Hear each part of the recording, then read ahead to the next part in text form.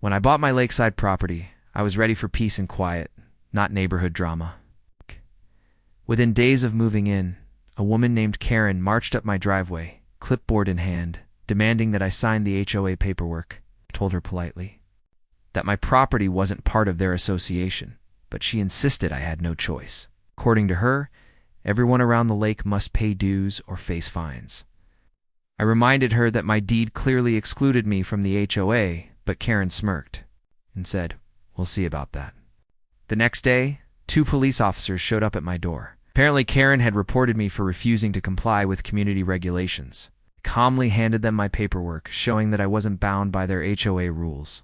The officers Rolled their eyes, realizing they had been dragged out for nothing, and warned Karen to stop misusing law enforcement. She glared at me like I had just declared war. Karen didn't stop there. She left nasty notes taped to my door, tried blocking my driveway with her SUV, and even stood on my dock yelling about unauthorized use of HOA property. The audacity was mind-blowing. Finally, I decided to do some digging of my own. Ta-ta-ta. She wanted to play games. I was ready to end them once and for all. After a little research, I discovered something ironic. Karen didn't own the condo she lived in. She rented it. Even better, I found out that her landlord was part of a real estate group I'd recently purchased properties from.